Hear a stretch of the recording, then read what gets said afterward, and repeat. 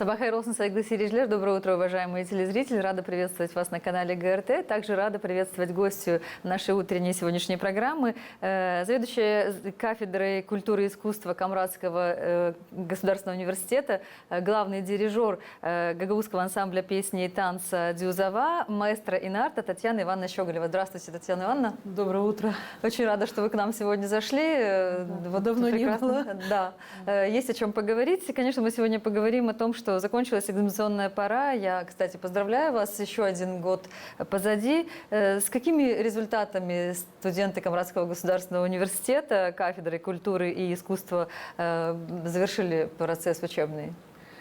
Ну, в 22-23 учебном году наша кафедра выпустила две группы. Это лицензиат, первый цикл. У нас там мы выпустили 12 студентов. И второй цикл магистратура мы выпустили 16 магистров педагогических, нас и вас.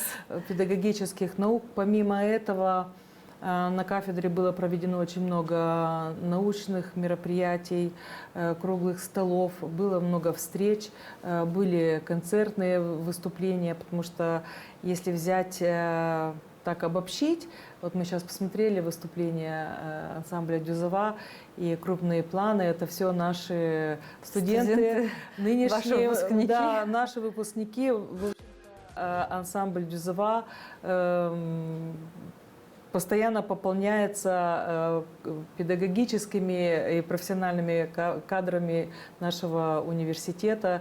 И это очень хорошо, что в регионе есть такой вуз, потому что наши дети находятся дома, они не должны никуда ехать, все рядом, все близко. И образование качественное, это тому доказательство, то, что практически 97% наших выпускников трудоустроены здесь, в регионе. Но мы гордимся и нашими выпускниками, которые учились и учатся у нас из Приднестровья, из Кишинева, из Кантемира, из Кагула. То есть вы охватываете у нас, регионы Молдовы, и из-за рубежа тоже приезжают, да? Или это гораздо реже? Гораздо реже, но у нас была девочка из Казахстана, из России. Вот. Но сейчас пока, но во всяком случае география нашей республики, студенты, которые поступают к нам, расширилась география по республике. На самом деле, мы вот сейчас с вами только что за кадром поговорили, прошло столько лет, и университету уже 32. Более 30 лет, да, он, слава богу, существует, и уже есть вот кафедра культуры, и это на самом деле дорогого стоит, потому что мы помним, как это все начиналось. 32, вот. Вы знаете, в этом году, ежегодно 11 февраля, это день рождения университета, и мы всегда широко это очень отмечаем, и всегда проводится международная научная практическая конференция, где работают секции во всех направлениях научных исследований, ну и педагогические науки, они в авангарде идут. Вот, и кафедра культуры и искусств, наша секция культуры и искусств, да, занимает достойное место. Помимо этого, мы всегда к этому дню готовим обязательно какое-то выступление. Вот, и, как результат процесса, да, работы. Вот, потому что наши студенты тоже вовлечены в научные исследования. И в этом году, вот и в прошлом году, и в этом году наши председатели Государственной экзаменационной комиссии отмечают разнообразие и актуальность научных исследований, которые проводят наши студенты в области музыкальной педагогики. Потому что наш курс взят на музыкальное воспитание в поликультурной среде, в коей мы живем. И в этой области очень мало есть исследований именно национального характера. Вот. И наши студенты обязательно, если исследуют какое-то направление музыкального воспитания, то это обязательно поликультурная среда или обязательно мы внедряем национальный компонент, чаще, конечно, гагаузский. Вот. Но наши студенты, допустим, которые приезжают к нам из Кагульского района, из Кагула, из Кантемира, и дети владеют румынским языком, они на полных правах, как и все, они пишут работы, и они могут писать на своем родном языке, на румынском языке, поэтому ограничений здесь нет. И все председатели комиссии отмечают глубину и актуальность вот этих исследований. Ведь... А вы можете немножко раскрыть скобки вот исследования? Вот, Вот исследование, например, о внедрении гагаузского компонента на уроках музыкального воспитания. Вот. И ведь уроки музыкального воспитания, они идут с 1 по 8 класс. И вот каждый класс – это отдельная тема, потому что это разный возраст детей и своя специфика исследования. Также у нас пишут, допустим, о музыкальном воспитании в детском саду.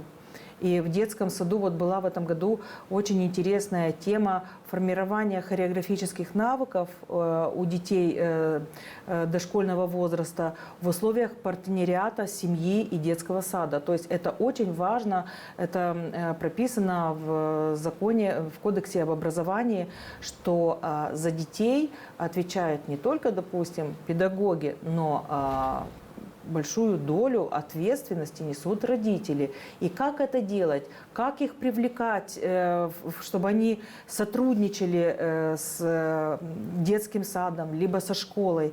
И это очень интересно. И есть различного рода предложения и алгоритм вот работы с родителями. И вот наша выпускница из Вулканешта, Ирина Ялама, она очень содержательно раскрыла эту тему, насколько можно это делать в условиях детского сада. Вот. И я считаю, что даже мы ей предложили продолжить в магистратуре обучения и продолжить эту тему и провести, потому что если наши студенты на первом цикле пишут 2 главы, то есть теоретическую и методическую, а в магистратуре добавляется еще и практическая, то есть где они уже это внедряют на практике. Это очень интересно, там очень много различных приемов исследования, которые они применяют, там и интервью, и анкетирование, вот, и различные этапы. То есть, если раньше вот, музыкальное направление всегда от этого сторонилось, да ну, нам проще взять, сыграть, и все, зачем нам это писать, и все, то сейчас студенты это делают, и, естественно, не без помощи научных руководителей, вот, и получается, и мы получаем хороший отзыв, который наши председатели всегда пишут отзыв по окончании всего, описывают, как были подготовлены студенты, и дают очень высокую оценку. Поэтому из этого мы делаем вывод, что мы находимся на верном пути, на правильном пути, и продолжаем двигаться в этом направлении. Вот поэтому в этом году у нас, мы очень гордимся, у нас был в этом году председателем Нямцу Петр Степанович. Известный маэстро. Да, известный маэстро, он народный артист, руководитель, главный дирижер оркестра «Фольклор». Но помимо этого он еще и доцент кафедры молдавских народных инструментов в Молдавской консерватории. Он большой друг Гагаузии, да, он с большим, огромным удовольствием к нам приезжает. Вот. И он был просто удивлен в хорошем смысле этого слова. И он говорит, это все надо публиковать, все надо публиковать. Я говорю, мы это рекомендуем студентам публиковать. Для того, чтобы публиковать, обязательно надо закончить полный цикл высшего образования, то есть и лицензиат, и магистратуру. И тот интеллектуальный труд, над которым работают студенты в течение 5 лет, это их достижение, и проработав, многие идут у нас в школы, многие идут в музыкальные школы. Проработав 2-3 года, молодые специалисты претендуют на какую-то дидактическую категорию. Вот это 2-я, потом 1-я, потом высшая. Я говорю, вот этот ваш труд, который вы описали в своей магистерской диссертации, Подтверждает профессионализм. он вам пригодится. Конечно. Вы все главы, параграфы вы можете Подробненько описали, использовать для того, чтобы повысить свою квалификацию.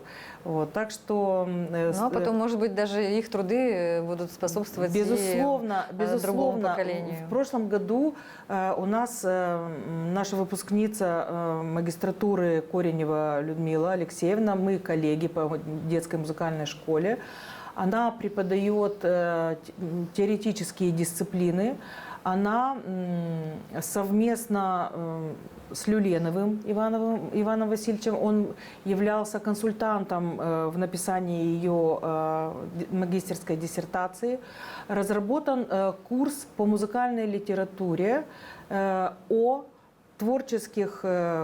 композиторах и творческих коллективах и известных исполнителях Гагаузии. То есть это будет публиковаться. Этот сборник будет опубликован под эгидой, я так думаю, что это будет Управление культуры и Камрадский государственный университет.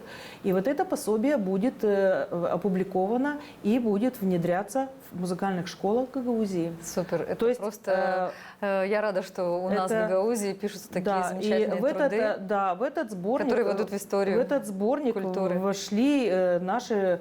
Их немного, но мы должны их знать. Это и Михаил Колса, и Дмитрий Федорович Гагауз, и Николай Киоса, и ансамбль Дюзова, и ансамбль Кадынжа, и Степан Курудимов, и Петр Питкович, и так далее, и так далее. То есть от классики, эстрады до народной музыки. Вот, то есть оно того стоит. Вот, поэтому прошли у нас великолепно защита магистерских диссертаций, и наши студенты, выпускники на первом цикле сдают 3 экзамена. Сдают педагогику, сдают методику. Методика у нас идет теоретическая часть и практическая. На практической части они исполняют какую-то программу. Да, вот здесь мы видим группа выпускников магистратуры. Вот студентка, наша выпускница Луиза Николаева, она работает в детском саду села Московей, Когульский район.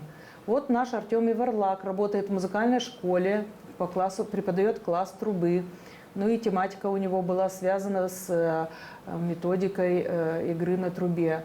Байрактар Марина с большим опытом выпускница, проработала в 5-м саду. Вот Кагул Банару Ливио, преподаватель цимбала. Мы его мотивируем на то, чтобы... Вот Михаил Пачи, всем известный, да. Очень интересная у него работа. Особенно с детьми он любит работать. Вот, Тоня Ковач, Чедерлунга, Шаламак Оля, Тараклийский район, забыла село. Паша Каджибаш, он сейчас уже в Камрате, но сам с Копчака. Наша коллега Кыса Людмила, вот, тоже закончила магистратуру. Она писала о работе с детьми с особыми образовательными потребностями. Это сейчас тоже очень актуально. Очень актуально, дети, очень которым сложно. нужен специальный подход. И вот за Ливию Банару говорю, он преподает цимбал в Кагуле. И мы с ним тоже говорили, и вот с Петром Степановичем говорили. Я говорю, вот нету такой подробной описанной методики работы с детьми на цимбале. И вот мы Ливию все сподвигаем на то, чтобы он продолжил свои исследования, чтобы они вылились все-таки в создание сборника по методике преподавания игры на цимбале. Он говорит, ну здесь очень много работы. Я говорю, да, работы очень много, поэтому оно того стоит. Татьяна Ивановна, насколько молодежь по завершению колледжа, лицеев идут к вам, чтобы дальше продолжить работать? Вы знаете, в культуре? приходят выпускники из нашего педагогического колледжа имени Чакира. основной процент приходит вот из колледжа. Приходят. Дело в том, что мы можем принимать детей и без музыкальной подготовки, но с хорошими музыкальными данными. Вот. Просто тот широкий профиль, который мы даем, допустим, если есть хорошая музыкальная подготовка, конечно, выпускник может преподавать в музыкальной школе. А если, допустим, он пришел к нам без подготовки, то за вот эти 5 лет лицензиата и магистратура мы его подготовим, он может быть работником в детском саду, преподавателем музыкального воспитания в начальной школе и гимназии. То есть тоже довольно-таки широкий профиль. На инструменте, конечно, нет, но быть педагогом музыкального воспитания очень даже возможно. Кроме того, к нам идут люди, так скажем, я их ласково называю переростки, потому что сейчас в домах культуры, в различных домах творчества есть люди, у которых нет образования, а сейчас это требуется. И вот они тоже приходят к нам, учатся играть, учатся петь и тоже выпускаются, но зато и приобретают образование. Приобретают, да. И уровень повышается, конечно, Да. и тем самым развиваются Да. и село уже в другом направлении, да, то есть когда ты общаешься с профессионалами и достойно свою работу преподнесешь. И очень важно, массы. что у нас очень такая тесная связь. Наши выпускники работают и в детских садах, и в школах, и в лицеях, и в колледже. И вот у нас есть вот эта связь, где детки с детского сада, я говорю, выявляйте музыкально способных детей и направляйте их в музыкальную школу. Музыкальная школа направляет самых дальше. В педколледж идут очень многие.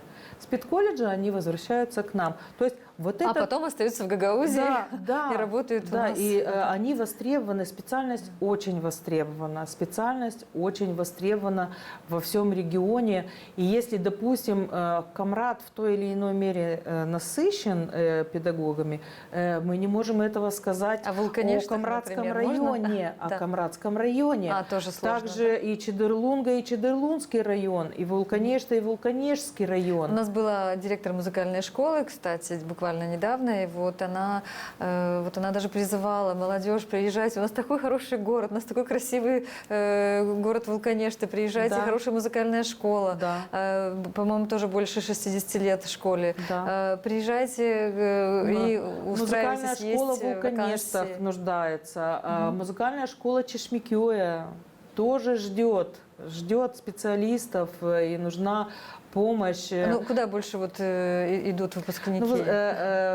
Вы знаете, наши выпускники пополняют, музыкальная школа Камрата, она очень разрослась за счет филиалов. Есть филиалы в Кангашике, в Дизгинже, в Кирсово, в Ферапонтьевке, в Авдарме, в Кирсово, в Кангазе. То есть, понимаете, практически все села охвачены. И туда еще нужны. Но другое дело, что не так сложно выбивать вот эти единицы, потому что, допустим, есть укомплектованный количество штатных единиц. И для того, чтобы расширить штат, тут нужны определенные действия, и администрация школы это делает. Вот. Во всяком случае, не так много, как нам бы хотелось, но, как говорится, степ-бай-степ, потихонечку, шаг за шагом это делается. И вот по такому сценарию должны идти и Чедерлунский район, и Вулканешский район.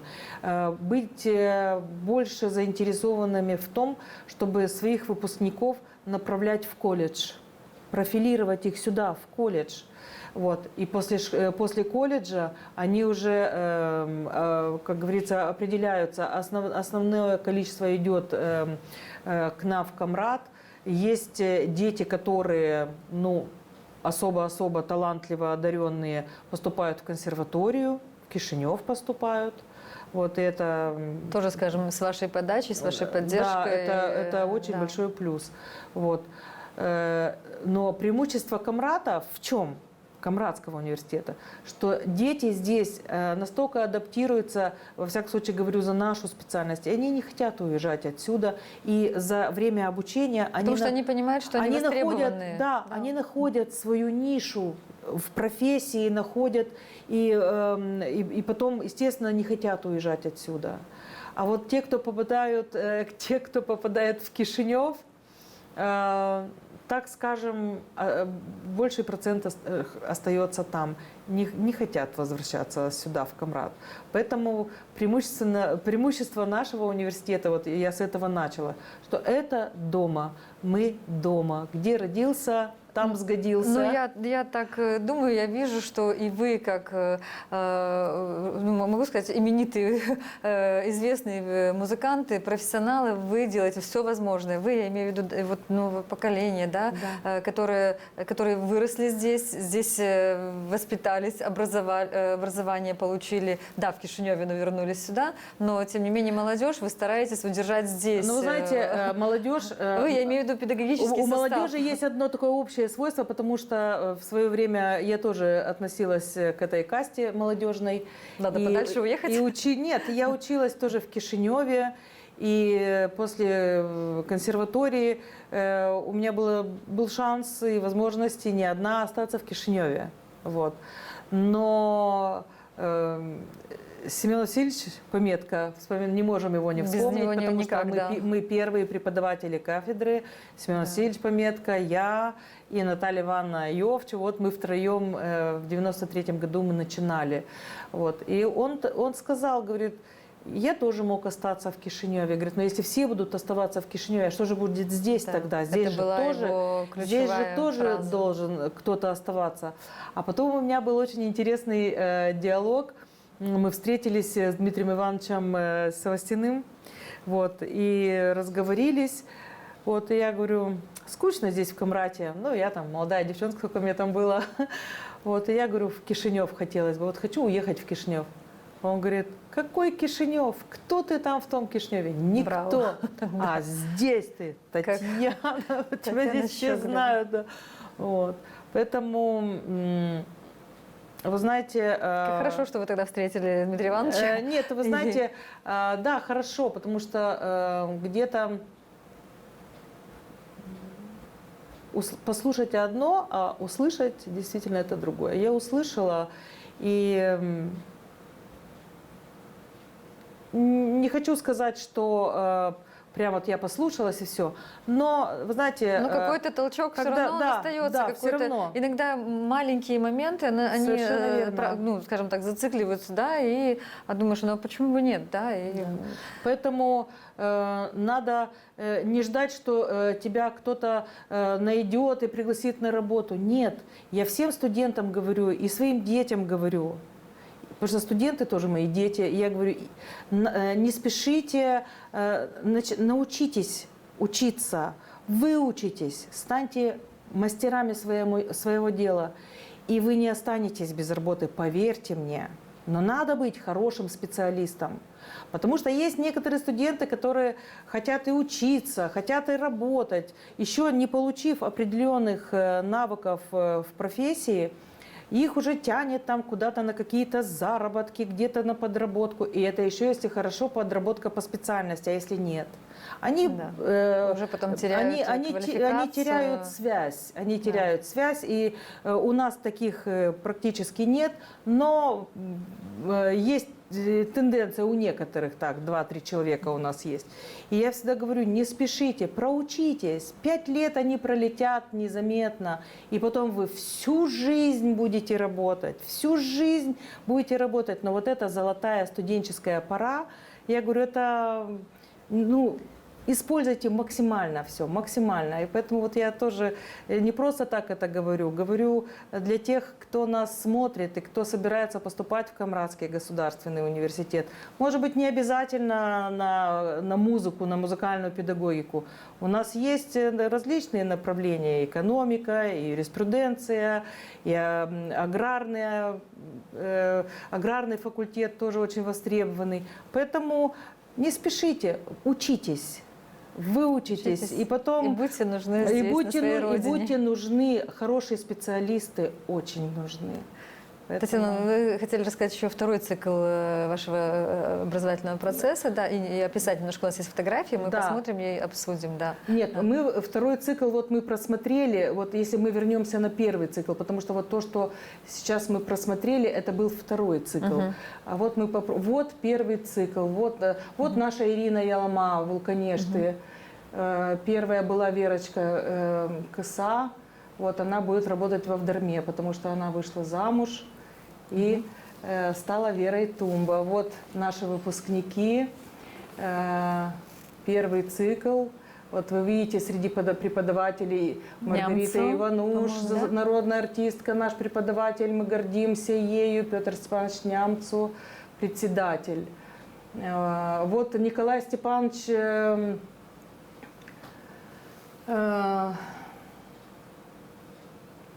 вот Евгения, вот Наташа Тамайлы, они закончили сейчас у нас лицензиат, хотя они учились аж в 2004 году, но нужно было защитить дипломную работу, и вот они защищали, и сейчас будут тоже поступать в магистратуру. Вот из Кишинева наша Татьяна Головко, флейта, Вера. Закончила колледж в Тирасполе, а уже университет у нас. Вот. Вот Ира, которая писала по партнериат в детском саду семьи и родителей с детским садом. Вот. Это наши, первый цикл, это наши потенциальные будущие магистры, которые вот сейчас они ждут вручения дипломов. И сразу диплом, и сразу сдают уже дальше в магистратуру. И очень хорошо, когда наши же студенты идут к нам в магистратуру, потому что они продолжают тему своего исследования, и уже им намного легче, они знают, с чего начинать и как продолжать. Вот, поэтому вот...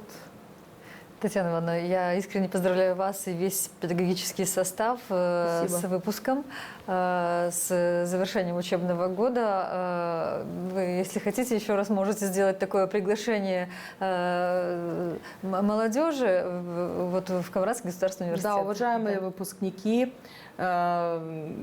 недавно совсем прошел бал выпускников.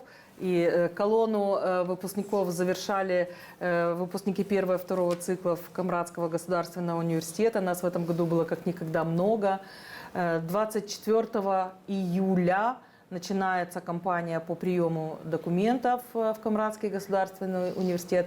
Первый тур продлится буквально 1 неделю. И за эту неделю вы должны успеть попасть на специальности, которые вы выбрали, и самое главное попасть на бюджет, потому что тот, кто первый подаст документы, у того больше шансов попасть на бюджет. Ну а уже второй тур будет объявлен в августе с 4 по 25 августа. Двери нашего университета для вас открыты, мы вас ждем. Это ваш дом, мы вас ждем, приходите домой учиться к нам. Мы будем рады вас видеть. Милости просим. Благодарю, Татьяна Ивановна. Татьяна Ивановна, не могу с вами не поговорить еще на одну тему, об одном известнейшем, замечательном человеке. Вторую часть беседы хочу посвятить заслуженному деятелю искусства Молдавской ССР, народному артисту Молдавской ССР Иону Борисовичу Бас. Буквально на днях, точнее 25 июня, маэстро исполнилось бы 90 лет. Вам посчастливилось с ним быть на одной сцене, работать с этим гениальным для меня, для Гагаузии, для Молдовы этим человеком. Каким вы его запомнили? Вот, расскажите, пожалуйста, о нем. Иван Борисович, светлая память. Знаете, он уроженец села Кирсово, но вырос в детдоме. Такие времена тогда были. И начал он свою деятельность как певец и исполнитель эстрадных песен. Вот. Народные песни были немного позже. Вот. Я его вот этот период его, так скажем, молодости, когда он пел вот эти эстрадные песни, я его запомнила по песне «Айкамрат», вот, которую он первый исполнитель и записал с симфоническим оркестром. Он был солистом радио и телевидения, солист эстрадно-симфонического оркестра. И вторую песню, которую, вот, по которой я его запомнила, это песня «Аурика». И потом уже, когда спустя многие годы он работал у нас в Дюзове, оказалось, что Аурика – это его дочь. И всегда он ее с такой теплотой исполнял. И он говорит, эту песню я посвятил своей дочери. Вот я, честно говоря, об этом не знала. Разные пути он прошел в том плане, что вот по его рассказам не всегда руководство радио и телевидения шло навстречу, чтобы исполнять песни на гагаузском языке, вот, на болгарском языке. Он первый, кто запел с центрального экрана, так скажем, с главного республиканского экрана, а тогда он был единственный. Из гагаузов, да? Да. Первый, кто запел на гагаузском языке. Вот. И вот он рассказывал, что не так-то это было просто. Я знаю, что даже его имя, то есть он Иван, а его, да, ему дали вот такое. Мы его назвали Иван Борисович. Но представляли его всегда Ион Бас. Вот, да. Да, ну, как говорится... Так диктовало, может быть, время, но... Да, так диктовало время. Он был Ион Бас. Вот. И даже... 90-е, вот конец 80-х, начало 90-х, когда он пришел работать, поступил на работу в ансамбль песни и танца «Дюзова». Мы тогда работали, это был филиал Молдавской государственной филармонии. И он не просто так пришел к нам, приехал с Кишинева, где у него все есть, и приехал работать в ансамбль «Дюзова», чтобы работать и чтобы жить в общежитии. Вот, естественно, подоплекой всему было другое. То неспокойное время, да, когда вот перестроечное, да, вот, непростое тогда было время, и зарождалось, вот так скажем, национальное самосознание, да, и тем более там ну, вот все предвещавшее потом развал Союза и так далее. Вот. В те времена, ну, Иван Борисович уже был определенно в возрасте, и с поддержкой движения «Гагаuz Халкы», вот, и Семеном Васильевичем его тоже привлекли, чтобы он приехал сюда в Камрад. Он дал с нами очень много концертов, работали мы вместе. Для чего? Для того, чтобы все-таки добиться, потому что постоянно отклоняли, чтобы добиться звания народного артиста Республики Молдова. Вот. И вот это время он у нас недолго проработал, 2 года, но в итоге ему было присвоено это звание. Вот. То есть, видите, вот такой был подход. Соответственно. И вот он жил в общежитии университета там наверху. И работали мы тогда в спортивном комплексе «Авангард». Сейчас это спортивный комплекс «Универ». Там у нас была база, была оркестровая, и костюмеры, и все, находились мы тут. И он каждое утро шел пешком. И, естественно, по Третьякова вниз и к Семену Васильевичу домой. Тук-тук-тук. Сеня. Вот. Семен Васильевич ложился очень поздно. Вот, как и все музыканты, да, впрочем. И вставать рано не Люди очень. Он не был жаворонком, так скажем. Вот. Но Иван Борисович постоянно говорит, всегда спрашивал: Маша, что делает Сеня? Говорит, Иван Борисович говорит, ну спит. Говорит, ну разбуди. Говорит, у меня вот песня, вот у меня в голове, говорит, Сеня, надо поделиться. Давай. И вот он постоянно его тормошил, и вот что-то они сочиняли, и вот возникли вот эти, появились песни, которые они делали вместе с Семеном Васильевичем, и «Шена энерго гаузлар», и «Хейджаным». Вот. То есть такие шлягеры, которые у нас в репертуаре до сих пор. И вы знаете, это был очень талантливый человек, беспокойный. И ему вот для него не было разницы, допустим, это репетиция или это концерт. То есть репетиция должна быть, репетиция должна проходить как концерт. То есть вот если там что-то, какие-то действия нужно предпринять, это надо делать на репетиции тоже. Вот. То есть никакой расхлябанности, никакого Вот. И, допустим, излишества не позволялось. в частности, то есть артист должен быть артистом всегда и везде. везде. Да. И вот когда ставили песню «Щину энерго Гаузлар», праздничная Кадынжа, и там есть 4 такта, где стучит барабан. И Митеша Караджов, да, этот номер просто гениальный. Тан-тан-тан-тан-таран-тан-тан. И он подыгрывает. А мне говорит: Таня, а ты здесь, говорит, должна, говорит, вот так вот крикнуть так, чтобы у всех заложили уши. Я говорю, ну я на концерте крикну. Он говорит, не-не-не, на концерте нет. Говорит, ты сейчас крикни. Он говорит, ты сейчас не можешь крикнуть, а на концерте ты как крикнешь? И действительно, не так-то просто, я крикну. Нет, там, то есть надо выкрикнуть так, чтобы это было слышно и почувствовалось, да? Энергию, колорит, вот, все показать. Не работали, я это до сих пор делаю.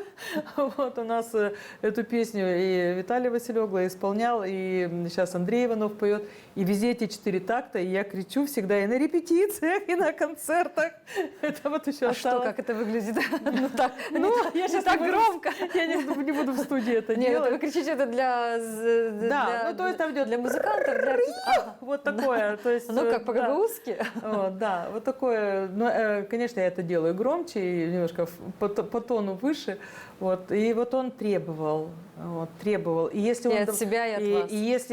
Если, допустим, там он подходит к кому-то там из солистов, то солист не должен был там не отзываться, он должен обязательно был подыграть как-то ему. Вот. И это все вот он требовал. Он жил на сцене, его невозможно было не запомнить. Даже если бы кто-то его видел один раз, запомнил бы на всю жизнь. Очень профессиональным вокалистом, очень.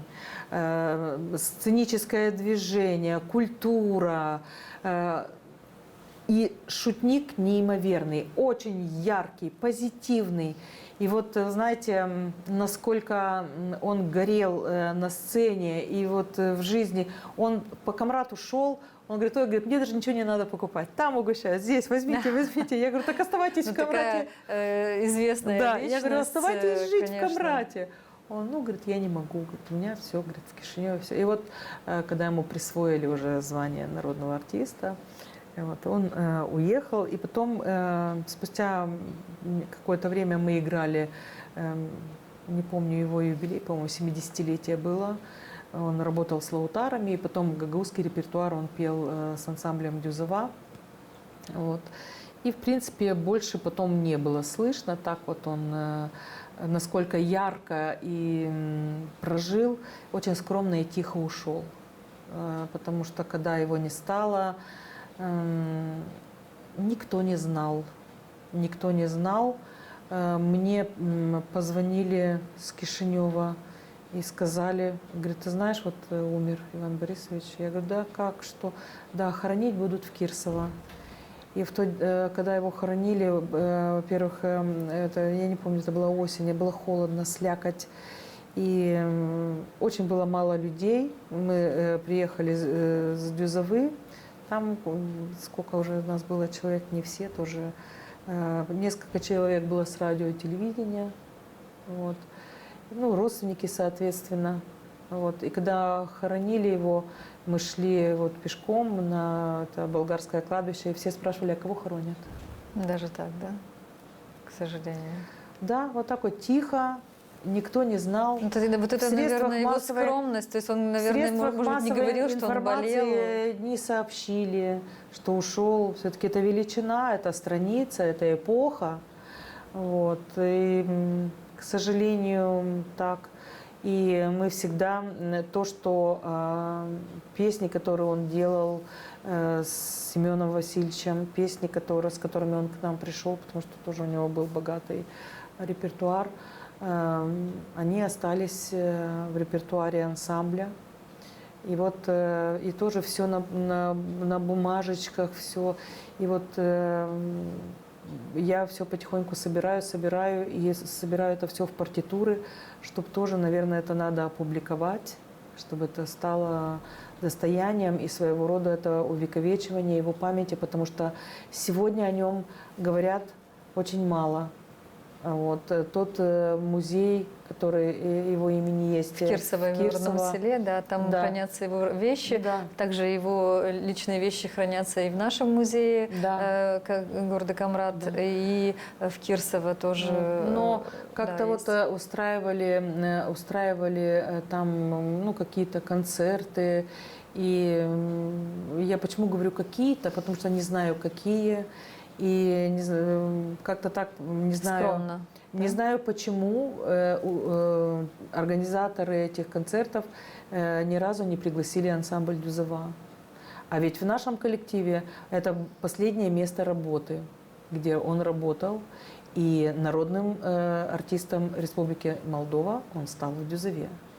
И мое убеждение просто, и меня никто не переубедит, первый, кто должен открывать концерты в Кирсово, которые проводятся в памяти Ивана Борисовича, это должен быть ансамбль Дюзова. Однозначно. Вот это вот такой укор организаторам. Вот. И жаль, конечно. Вообще о нем просто забыли, я так хочу сказать. Вот на уровне республики о нем забыли, к сожалению. У нас есть в архивах ГРТ выступление Иоанна Бас. Давайте вместе посмотрим его зажигательный номер. И я уверена, сейчас многие, кто его помнит, знает, кто хотя бы раз был на его концерте, вспомнят и увидят эту энергетику этого замечательного человека, этого достойного артиста Гагаузии.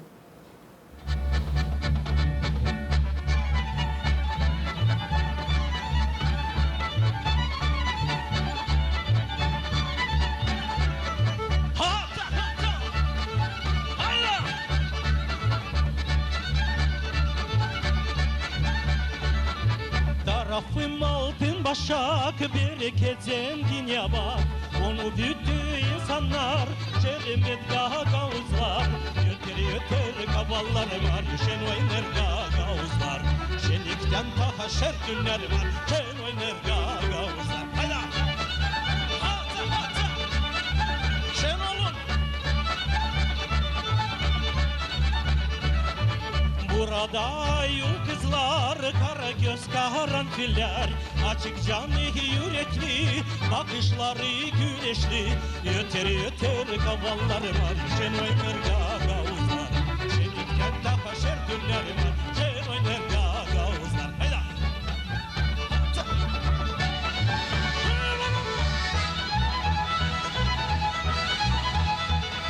Hatı! Hatı!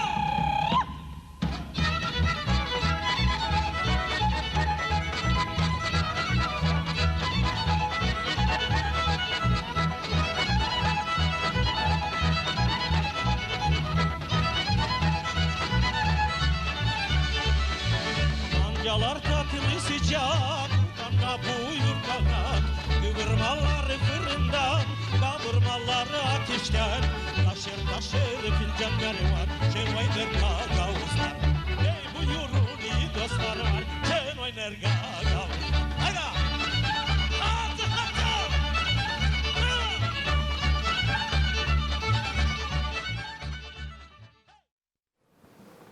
Светлая память и, конечно, человек, которым можно восхищаться и сегодня по прошествии столько лет. Это, вы знаете, И брать пример. это яркая страница культуры Молдовы, потому что Иван Борисович, он пел на всех языках, на всех. У нас было в репертуаре, он пел на азербайджанском языке, на сербском языке он пел, на турецком он пел, на гагаузском он пел, на молдавском он пел и на русском он пел. То есть это вот та поликультурная среда, которой мы учим студентов. Вот мы должны уметь все, потому что мы сегодня живем в такой стране. И, конечно, с такого солиста, вокалиста, вы посмотрите, вот эта песня. Он охватывает всю сцену один. Он с собою заполнил все пространство. Нету уголка сцены, где он к зрителям, ко всему залу он подходил, глядя на его выступления, на эти небольшое количество записей. Это такая школа Такое ощущение, что он- артистического и вокального искусства. И все вокалисты Гагаузии, Могут я ко брать всем пример. обращаюсь, берите пример, как надо, Мастер-классы. мастер-класс, да, как надо, какая подача песни должна быть на сцене. Такое впечатление, что он поет вот для каждого персонально. Вот Да. настолько он, Вот. он жил, причем он видел и кто рядом, Да. музыкантов, и кто смотрит на него, на видите, зрителя. он и сам работал заполнял и с просто, да. оркестром, Да. и с залом. И он передвигался, и Гениально. слова не путал, и интонацию держал, и темп держал, И колорит, и характер. и всё. То есть светлая, пресветлая память.